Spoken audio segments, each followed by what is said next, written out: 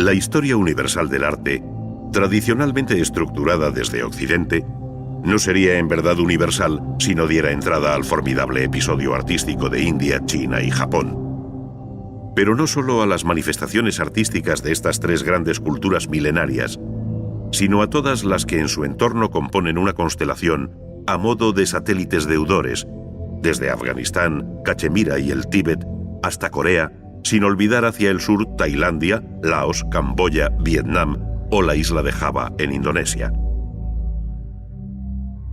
Si hubiera que señalar un común denominador en el despertar del arte en Asia, este papel le correspondería al budismo, que desde la India se extendió hacia Oriente, siguiendo las peregrinaciones de los monjes budistas y la famosa ruta comercial de la seda, que a través del Turquestán tantos intercambios culturales y artísticos favorecieron entre Oriente y Occidente.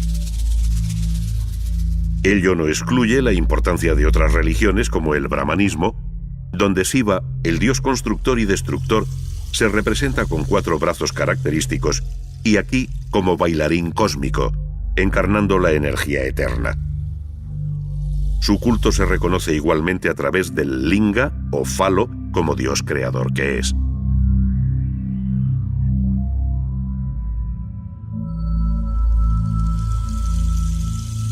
Lo cierto es que fue el budismo la religión que alumbró inicialmente originales formas arquitectónicas que, como la stupa, se identifican con él, pese a los cambios formales conocidos a lo largo del espacio y del tiempo.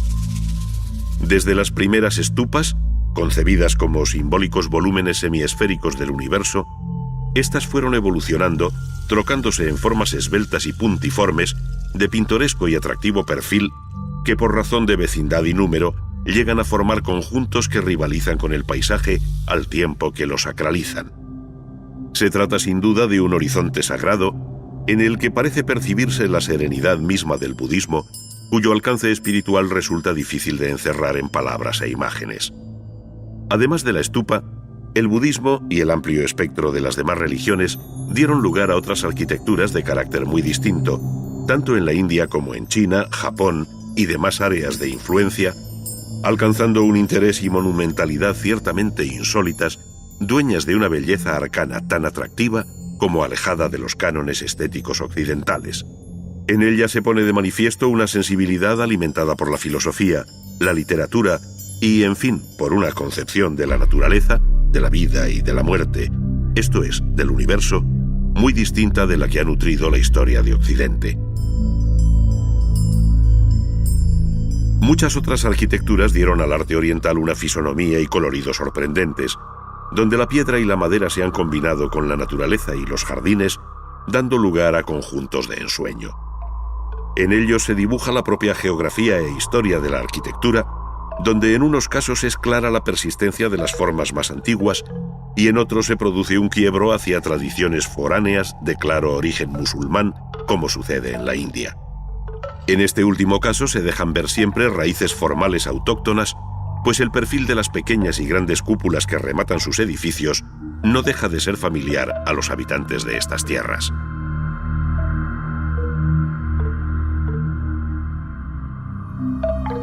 Tanto la escultura exenta como el relieve, en sus más tempranos y depurados ejemplos, giran igualmente en torno a temas religiosos, de procedencia budista y brahmánica, en los grandes santuarios de la India. Reposo extremo y enérgico vitalismo parecen resumir los dos extremos del relieve hindú, que conoció otros temas no religiosos con un sentido narrativo verdaderamente sorprendente. Así, algunas de las 120.000 estrofas del gran poema épico de la India, el Mahabharata, inspiró a muchos escultores cuyo nombre permanece en el más oscuro de los anonimatos, pero cuya obra resulta la mejor ilustración de una de las joyas de la literatura universal. Frente a esta ordenada disposición en frisos superpuestos, el famoso relieve de Mamallapuram, en Madrás, que representa el descenso del Ganges, ofrece una visión más libre y espontánea donde se hermanan la religión, la naturaleza y el arte. Se trata de una de las obras maestras de la escultura de la India, que forma parte de un estanque sagrado, supuestamente alimentado por las aguas del Ganges, que un manantial precipitaba desde lo alto de esta enorme peña de granito. Dioses, hombres y animales se acercan a sus orillas, ofreciendo una rica variedad de actitudes y movimientos que parecen compendiar lo mejor del arte drávida de la época Pallava. Además de los relieves, donde hombres y mujeres se muestran en actitudes estereotipadas, de formas llenas y con un vigor que parece prestado por la naturaleza, hay que mencionar la escultura exenta, siendo este sin duda el verdadero reino iconográfico de Buda. Se produce aquí un cambio sustancial en la representación que el artista hace de esta imagen de culto, de tal forma que, abandonando el naturalismo, propone siempre una imagen idealizada. Sentado o en pie, con la disciplinada serenidad interna que evidencia aquella perfección espiritual y unión con lo absoluto, Buda se muestra meditando o predicando, según se desprende de la posición de sus manos o mudra. Todos, absolutamente todos los detalles, posturas y gestos, hasta el más nimio, están cargados de contenido, tienen su nombre y obedecen a un inmenso mundo codificado que requiere una verdadera iniciación. Ello dio lugar a una auténtica estética budista que en los retratos del arte Khmer alcanzó cotas de un idealismo difícilmente superable y donde la paz interior rebasa su propia belleza artística.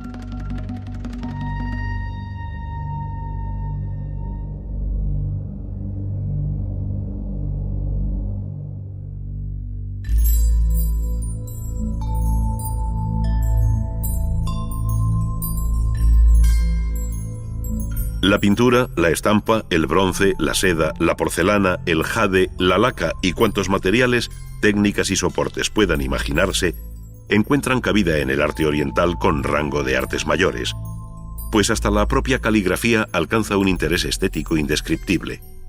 Ante nuestros ojos, parece que en aquel amplio arco de experiencias artísticas, la belleza fue una condición inexcusable del objeto.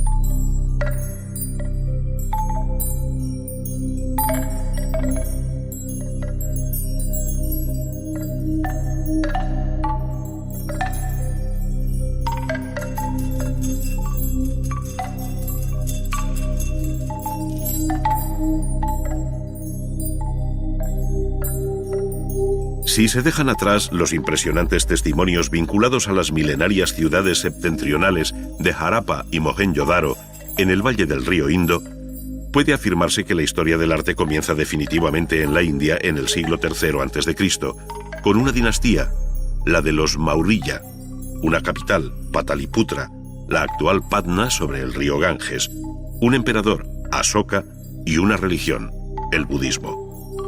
Este databa del siglo VI, pero su difusión y apoyo oficial vendrían de la mano de Asoka, aunque la representación figurada de Buda apareciera más tarde. Lo importante ahora es señalar que bajo los Maurya se produjo el primer arte budista y que en los siglos II y I a.C., las dinastías Shunga y Andhra fijaron y desarrollaron la construcción que mejor se identifica con el budismo, la stupa. Su imagen semiesférica resulta inconfundible y tiene su origen en los túmulos de tierra levantados sobre los enterramientos reales y que luego albergarían reliquias budistas de muy variado carácter. Aquellos antecedentes conocieron una clara definición en las stupas iniciadas por Asoka y agrandadas en época Shunga, como sucedió en el conjunto de Sanchi, en Bhopal, en la India central. La stupa consta de un túmulo semiesférico macizo, de piedra o ladrillo, llamado Anda, asociado a la bóveda celestial.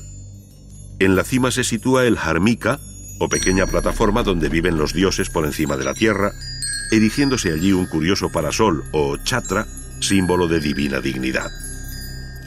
La stupa aparece siempre rodeada de una cerca de piedra, o vedika, a cuyo interior se accede por 4 puertas monumentales en recodo, o torana, situadas sobre los 4 puntos cardinales, completando así el diagrama arquitectónico del cosmos. Las puertas de ingreso suelen decorarse con interesantes relieves de carácter religioso, concebidos como temas de meditación, donde intencionadamente se elude la presencia física de Buda, pero no los episodios de su rica hagiografía. Así, en la gran estupa de Sanchi se recoge, entre otros, el pasaje del sermón a los animales. Bajo la dinastía de los Gupta, entre los años 320 y 575 después de Cristo, el arte budista conoció un nuevo impulso, siendo excepcional el conjunto de templos y monasterios, esto es, las chaityas y viharas excavados en el acantilado de Ajanta, en el actual estado indio de Maharashtra. Se trata de una refinada arquitectura rupestre abierta en un frente de 500 metros con originales soluciones arquitectónicas que recuerdan anteriores y perdidos modelos ejecutados en madera.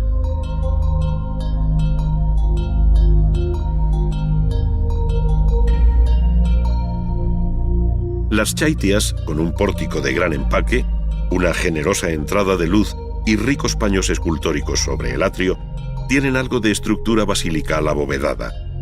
Su interior cuenta con potentes columnas de particular hechura, mostrando al fondo de la nave central una estupa, todo ello en una curiosa analogía con la arquitectura religiosa de Occidente. La arquitectura tardó algún tiempo en afirmarse como un verdadero proceso constructivo, reduciéndose a imitar sobre la roca viva las antiguas construcciones en madera, muchas veces de carácter efímero. De este tipo son los llamados ratas de Mahabalipuram, del siglo VII, que repiten la imagen de pequeños templos rodantes montados sobre carros con sus características cubiertas escalonadas. No muy lejos de Ajanta se encuentra el Yora, un lugar de honda significación religiosa, al reunirse allí importantes testimonios arquitectónicos que acogieron por igual el budismo, el brahmanismo y el jainismo, las tres religiones más importantes de la India con anterioridad al Islam. Templos y monasterios excavados en la roca muestran nuevas formas arquitectónicas, destacando dentro de los templos brahmánicos el dedicado a Shiva bajo el nombre de Kailasa. Sus distintos elementos están tallados en la roca, dejando ver una supuesta construcción, cuando en realidad se trata de un templo esculpido sobre la roca, al igual que los relieves que lo decoran. La obra se debe a la iniciativa de Krishna I entre los años 756 y 773. Frente a esta actividad que durante siglos redujo la arquitectura de la India a una serie de monolitos labrados como colosales esculturas, al acercarse el año 1000 crecieron en la región de Orissa y en torno a Khajuraho una colección asombrosa de santuarios sólidamente construidos en piedra que se identifican con el templo hindú. Se trata de escalonadas construcciones de una original belleza y rara organización en sus volúmenes que responden a distintas funciones y significados. Destaca siempre la mayor altura del santuario propiamente dicho, o Garbhagriha, rematado por una esbelta torre en forma de huso llamada Sikara.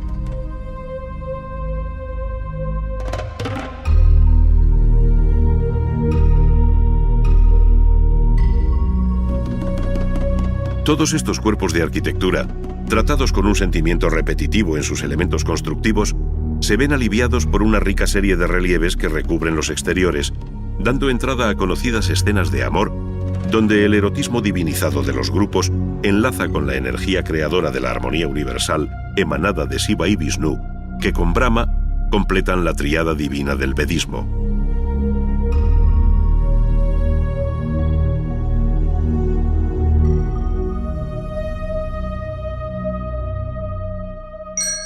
La tendencia hacia la monumentalidad creciente de la arquitectura se observa igualmente en los templos del sur, donde las entradas monumentales o gopuram cobraron mayor importancia y altura que los propios santuarios, alcanzando los 60 metros de altura. Los del templo de Kambaresvara, dedicado a Shiva en Kanchipuram, se construyeron en 1509 por Krishnadevaraya. En esta misma centuria se constituiría el Imperio Mongol, si bien desde el siglo XII había hecho acto de presencia la arquitectura islámica, como el alminar de la mezquita de Qutb en Delhi. Pero es a partir del siglo XVI cuando se verían los imponentes mausoleos que van desde el del emperador Humayun Padishah, también en Delhi, hasta el célebre Taj Mahal, en Agra, construido a mediados del siglo XVII. Es sin duda una de las obras maestras de la arquitectura indo-musulmana, pero resulta ya muy difícil rastrear su espíritu hindú. Por el contrario, la expansión del arte hindú fuera de la India, y concretamente del arte budista, fue un fenómeno muy temprano que dejaría una larga secuela nunca interrumpida en las lejanas tierras de Nepal, Birmania, Vietnam, Camboya, Tailandia o Isla de Java. En esta se encuentra el célebre santuario de Borobudur, de mediados del siglo VIII, compuesto de una base piramidal escalonada y una gran estupa acompañada de otras 72 estupas menores que con forma de campana albergan la representación de Buda, a quien están dedicados todos los relieves que enriquecen este excepcional monumento de la cultura budista.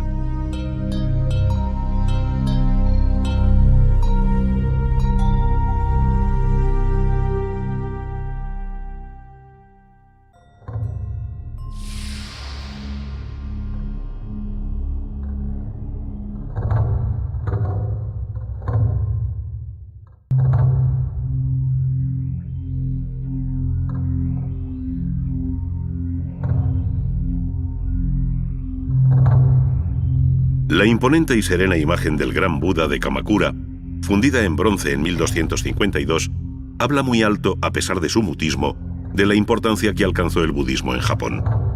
La propia actitud de Buda, en su equilibrada paz y potente vida interior, parece visualizar algunos de los rasgos más sobresalientes de esta religión, que tiene en el santuario de Horyuji, en Nara, el más antiguo templo del budismo japonés. En el interior del Kondo, o Salón Dorado, recibe culto la tríada Saka, fundida en el año 623 bajo el período Asuka. Junto a él, y dentro del recinto monástico, se yergue su célebre pagoda de madera, de algo más de 30 metros, mostrando el atrevido y elegante vuelo decreciente de sus tejados.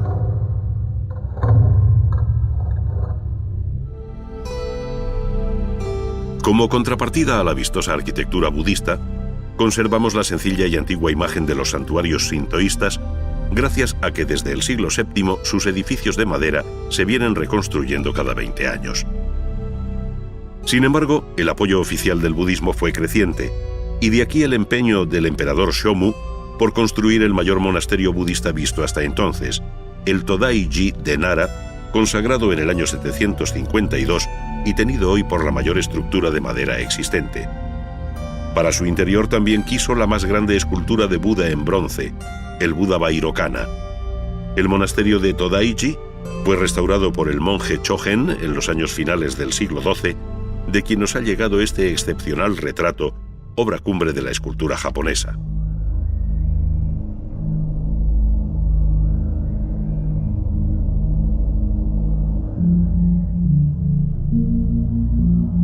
De este modo cabe repasar la apasionante historia de la arquitectura japonesa, religiosa y civil, que habiéndose construido con un material perecedero como la madera, su constante renovación y respeto por los procedimientos constructivos tradicionales nos ha permitido conocer formas y soluciones muy arcaizantes. Por esta razón, la arquitectura japonesa, a los ojos de un observador poco avisado, parece no cambiar de imagen a lo largo de los siglos, cuando en realidad tales cambios existen, siendo muy visible la tendencia barroca desde la simplicidad clásica y viceversa, por utilizar dos conceptos que en un movimiento pendular se dan en todas las culturas artísticas. Pero nada se habría dicho de la arquitectura nipona si no se mencionase su vinculación al paisaje, su relación y permanente diálogo con la naturaleza, tanto que sin esta simbiosis resulta difícil entender su disposición general, la amplitud de sus huecos o lo ameno de sus pórticos para caminar bajo ellos. Es más, junto al paisaje y el jardín natural, el budismo zen alumbró un jardín seco, el Kare Sansui, esto es, un jardín de piedra y arena que, tratada y dispuesta convenientemente, se asemeja a un mar cuyas ondas y oleaje se perciben en los bordes de sus rocas y colinas. Ello supone un cuasi sacerdotal cuidado y orden que se identifica con el pensamiento zen. Muchos de estos jardines datan del siglo XV y, si bien han sido renovados posteriormente en varias ocasiones, conservan aún su imperecedero espíritu. Jardines de contemplación, jardines para la meditación. Como reflexión final cabe añadir que históricamente la arquitectura japonesa supo desasirse de lo superfluo, creando por sustracción un estilo austero, desnudo, elegante, de impecable geometría, contenida en el ornato y sobria en el color. Sus espacios diáfanos y el planismo de sus estructuras completan una imagen arquitectónica de fresca y renovada modernidad, sorprendente desde la globalizada retórica del siglo XXI.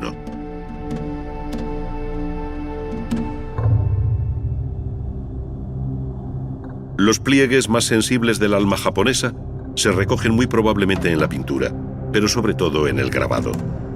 Con la arquitectura y el jardín, completan la aportación más notable de este pueblo a la historia universal del arte.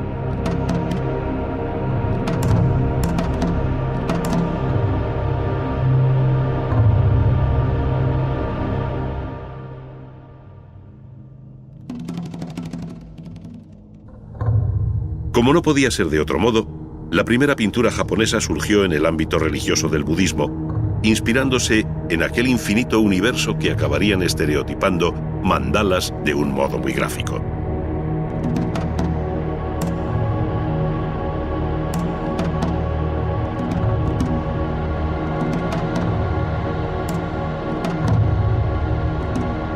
Entre las muestras más antiguas se encuentran tanto las dañadas pinturas murales del santuario de Horyuji del siglo VII, como las miniaturas sobre papel que ilustran la sutra de las causas y de los efectos. Su nacimiento, el abandono de la corte, su retiro en la montaña, la meditación e iluminación y finalmente la conversión de los primeros discípulos. Se trata de una de las joyas del arte budista que data del siglo VIII.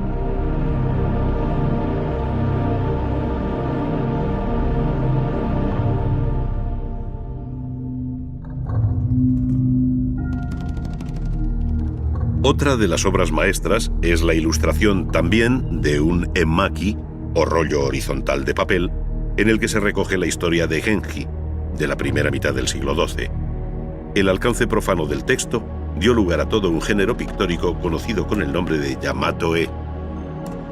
Nada escapó a los ojos de la pintura, desde el grave retrato cortesano de un shogun, como Minamoto no Yoritomo, pintado sobre seda con tinta por Fujiwara Takanobu en la segunda mitad del siglo XII, hasta poéticos paisajes sobre papel que visten mamparas y biombos de la época Muromachi, entre los siglos XIV y XVI.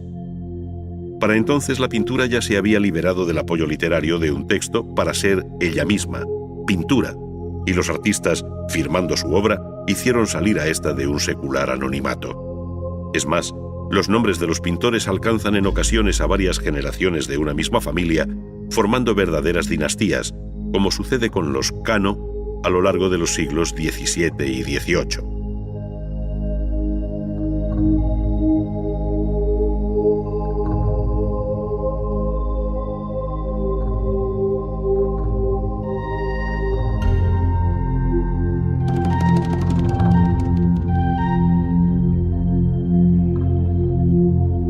El grabado en madera, o xilografía, también hubo de independizarse del texto al que inicialmente acompañaba para erigirse en un arte mayor, como sin duda lo fue a partir de la obra de Hishikawa Moronobu, que trabajó en la segunda mitad del siglo XVII. A él se debe el carácter esencialmente japonés de la estampa, que de este modo se distanciaba de la influencia china, ejercida siempre en el campo de la pintura. El mundo del teatro, los retratos de los grandes actores, las costumbres, en fin, los temas grandes y pequeños de la vida diaria dieron lugar a un género conocido como ukiyo-e. Por otro lado, la técnica del grabado se fue haciendo cada vez más refinada y compleja hasta llegar en el siglo XVIII a las estampas de Suzuki Harunobu, donde cada color iba en una plancha diferente. Son los Mishiki-e o grabados polícromos.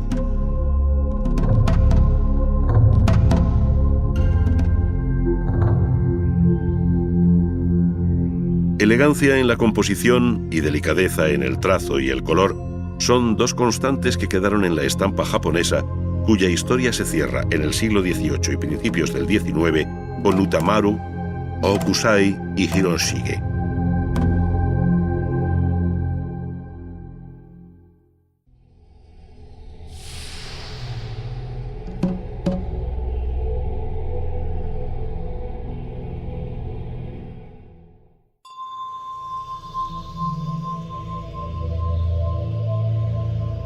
Pocas obras son tan conocidas en el mundo entero como la Gran Muralla China.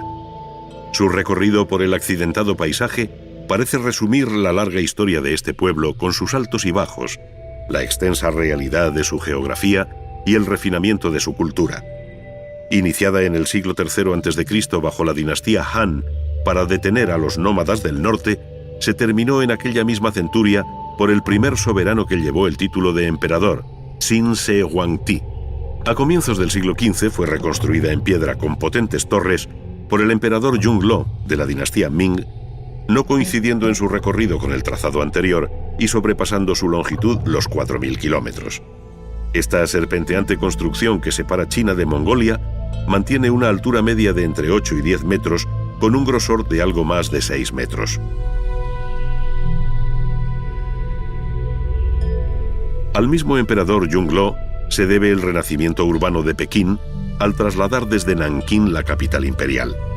Él inició la llamada Ciudad Prohibida, con su ejemplar organización geométrica sobre el eje norte-sur, en el que surgirían entradas y pabellones sobre terrazas escalonadas en una secuencia de volúmenes, materiales y colores verdaderamente sorprendentes, bajo las inconfundibles y amplias cubiertas de perfil curvo que en ocasiones se duplican.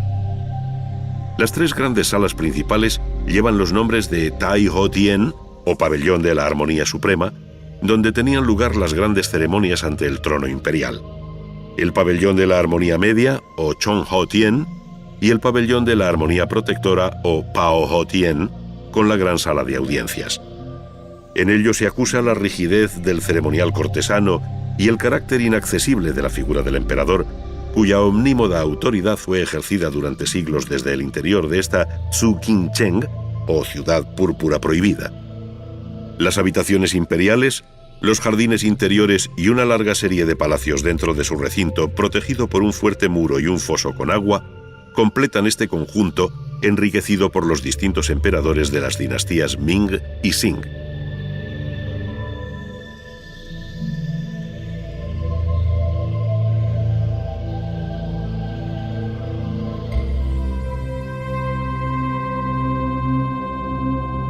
Al suroeste de la ciudad, Yongle hizo levantar el Templo del Cielo, de original planta circular y 3 alturas, que destruido por un incendio en 1889, se reconstruyó siguiendo su primitivo aspecto. Allí tuvieron lugar complejos ritos anuales coincidiendo con el solsticio de invierno, cuando el emperador en persona hacía las ofrendas referidas en el libro de las Odas. Las zarzas y las breñas salvajes de mis dominios han sido quemadas. Los campos labrados dan abundante cosecha. Nuestros graneros están llenos y yo hago ofrenda al poderoso cielo.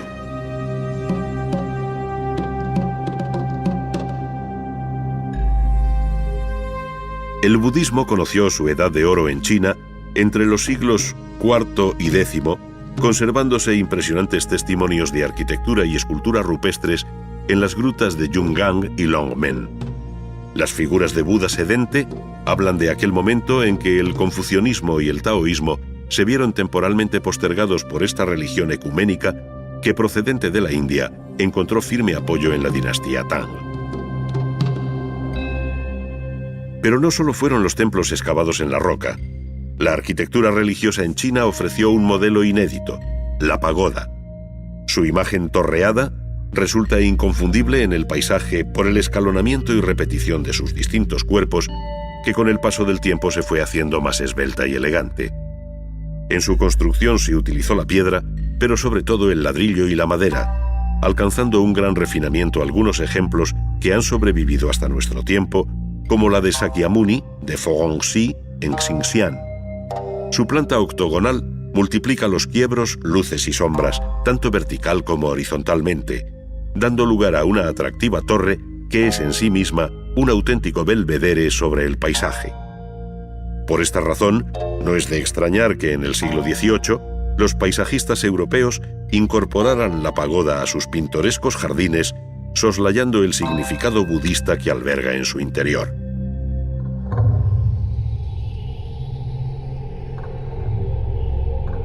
No obstante, todas estas manifestaciones arquitectónicas son muy posteriores e incompletas en relación con los testimonios que mejor definen el alma artística de China a través de su larga historia. Materiales como el jade, el bronce o la porcelana han perpetuado los matices más sutiles de la creación china, donde el material, la forma y el color conducen a un universo de significados de hondo alcance religioso poético sin parangón posible en el arte occidental. El mundo infinito de las artes decorativas, que en China alcanza el grado de arte mayor, no excluye la gran escultura, que después del sorprendente y relativamente reciente hallazgo arqueológico de los guerreros de Xi'an, hace ineludible su mención. Nada hay semejante en toda la historia universal de la escultura a este conjunto de guerreros que llenan las fosas que preceden a unas perdidas tumbas túmulo en Xi'an. De las 3 fosas excavadas, una de ellas reúne un formidable séquito de 6.000 soldados que, como el resto, están hechas de barro cocido, repitiendo gestos y actitudes, pero individualizando sus rostros y expresiones, lo cual habla de unos habilísimos maestros y talleres que fueron capaces de semejante obra a finales del siglo III a.C., bajo el mismo emperador que terminó la primera Gran Muralla.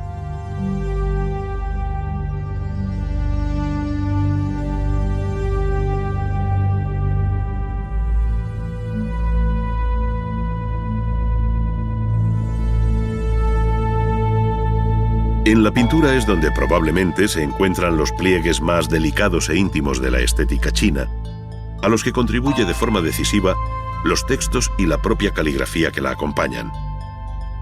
Pero la pintura también llegó a independizarse de cualquier mensaje explícito, de todo efecto meramente decorativo, para ser solamente pintura, pintura en sí misma, pura expresión cromática sobre papel o seda, prestando especial atención a la naturaleza.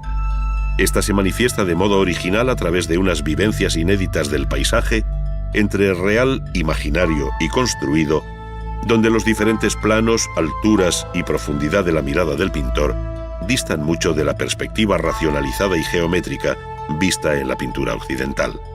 El espectador, subyugado por aquella forma de concebir el paisaje, se siente atraído, movido a la contemplación, a la reflexión, interiorizando así la relación entre el hombre y la naturaleza, que resume todo un modo de concebir la existencia.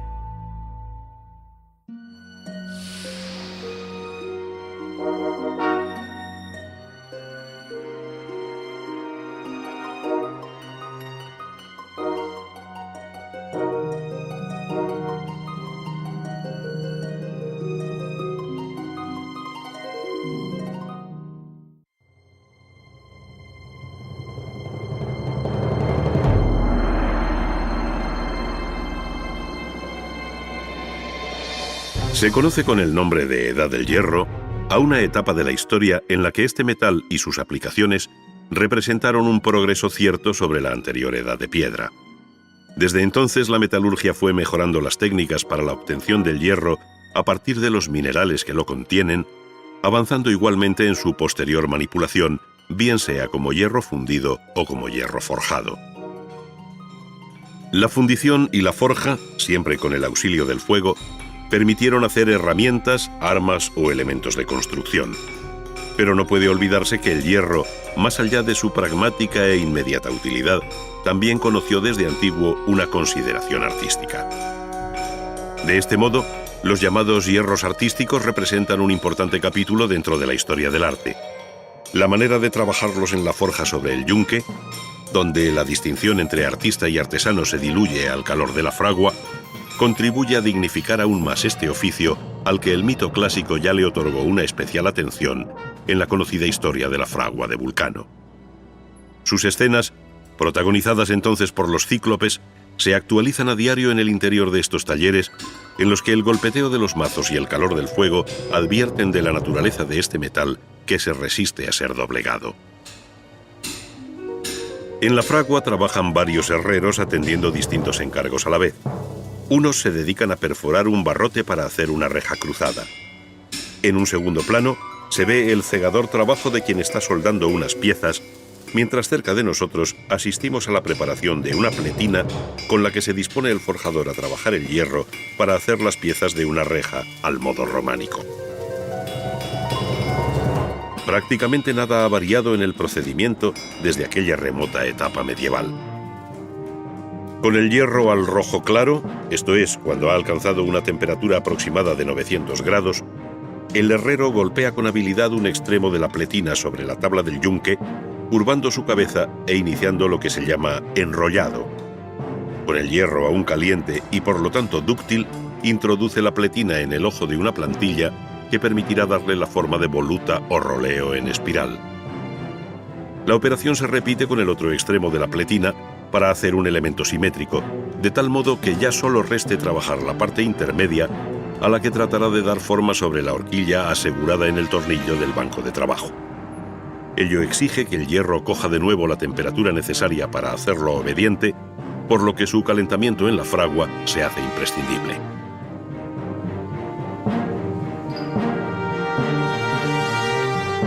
Poco a poco se van haciendo los adornos menores y las correspondientes abrazaderas que servirán para enlazar las piezas entre sí y éstas con el armazón y marco general. Con una pletina al rojo sobre la estampa o plantilla que el forjador ha fijado sobre el agujero cuadrado del yunque, se pliega golpeándola hasta embutirla y conseguir la forma de U cuadrada que una vez enfriada se retirará con una tenaza plana para abrazar todos los hierros hasta entonces sueltos. Otros trabajos menos delicados, como el doblado en caliente de un barrote, van completando la labor preparatoria de la reja. Entretanto, para montar los diferentes elementos que acompañan a los roleos, es aconsejable hacer previamente una caja metálica que sirva de marco en la cual ir colocando por orden todos los hierros forjados anteriormente. En el centro del fondo de la plancha se ha previsto un hueco para poder plegar luego la abrazadera central por su parte posterior, de tal modo que al extraer estos motivos con forma de Cs contrapuestas, salgan como una unidad para incorporarse al bastidor general. Allí se sumará a otras formas análogas hasta tupir la reja y producir el bello efecto que muestran estos hierros artísticos del siglo XII.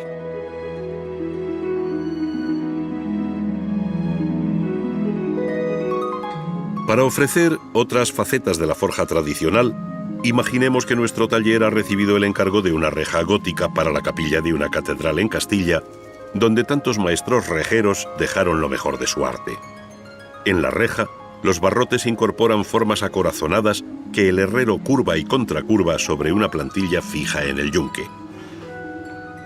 Estos medios corazones se unen entre sí y al barrote correspondiente con soldadura autógena o arco eléctrico para ganar ahora tiempo y proseguir con otras tareas labradas al modo tradicional.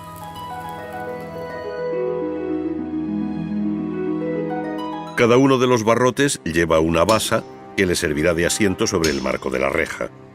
Con martillos destajadores, martillos formones y de degüello, así como con estampas y tajaderas que se fijan sobre el yunque, se realizan una serie de operaciones tanto en caliente como en frío que dan forma a la basa.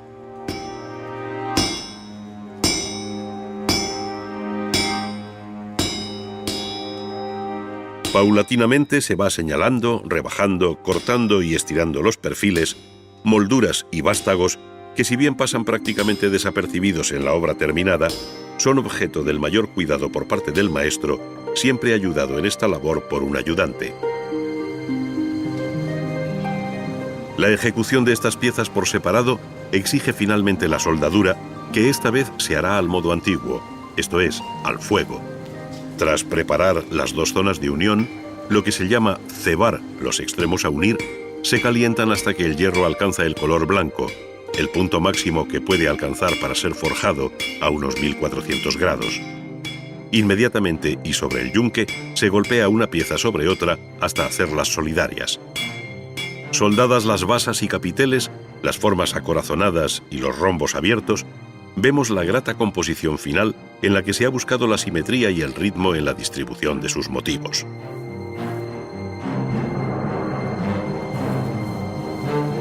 Restan otras muchas operaciones posibles al calor de la forja, como la de esta hoja enrollada sobre sí misma, que una vez labrada es repasada por el ayudante, eliminando la escoria, rebabas y asperezas producidas por la herramienta. Así como la operación del estirado disminuye la sección inicial de una pieza por el golpeteo que la alarga o estira, hay otra tarea igualmente frecuente con la que se inician muchos trabajos y conocida con los nombres de recalcado, acortado o retacado. Consiste en dar mayor sección a la barra en su extremo para hacer a partir de aquí otro tipo de labor. En este caso, el herrero recalca, conforma y afina una bola directamente sobre el yunque. Junto a las herramientas tradicionales han aparecido en la fragua otras más potentes que permiten al maestro trabajar con menor esfuerzo. Una taladradora, por ejemplo, horada gruesas secciones de hierro y acero, al tiempo que una fresadora elimina el material sobrante con la máxima precisión. A su vez, la soldadura autógena une las piezas más diversas de esta moderna composición que, rebasando la reja tradicional, mantiene su misión: cerrar dejando ver. Pero volvamos la mirada a la vieja forja por última vez. Veamos de nuevo el estirado de una barra de la que va a salir una forma sorprendente, pues estando al rojo y fija sobre un tornillo, el maestro le da varias vueltas con una palanca de torsión hasta conseguir esta curiosa punta retorcida.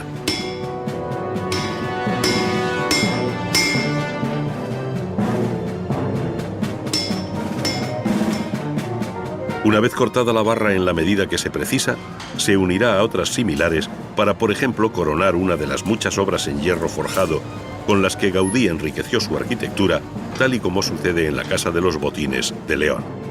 De este modo, el trabajo en la fragua no conoce límites, ni en el tiempo, ni en el espacio, ni en sus posibilidades de expresión artística.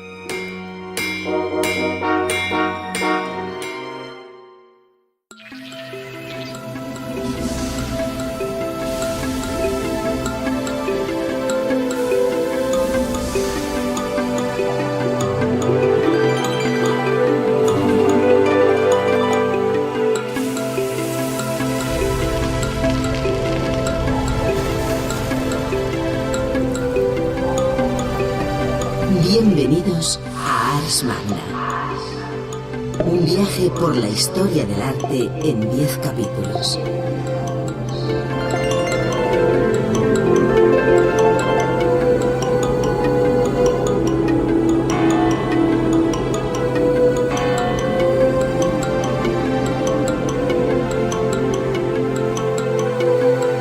A través de sus contenidos podrán recorrer la evolución de las diferentes disciplinas artísticas, conocer el arte producido en los 5 continentes y descubrir las técnicas empleadas por pintores, escultores, artesanos y constructores.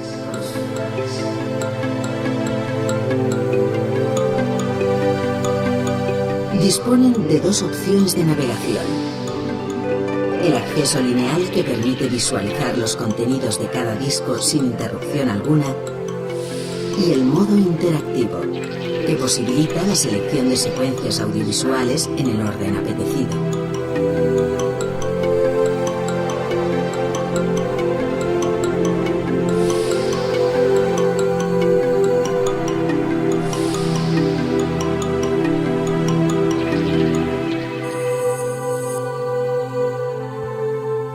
Sumando a distancia les permitirá recorrer y seleccionar las opciones dispuestas en los distintos menús.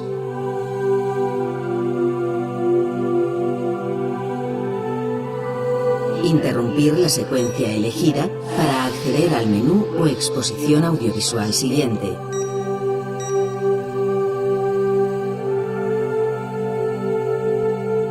Cambiar el idioma de consulta sin interrumpir la secuencia en curso. Change the language sense interrompre la seqüència en curs. Y manejar su lector DVD como cualquier aparato de vídeo doméstico.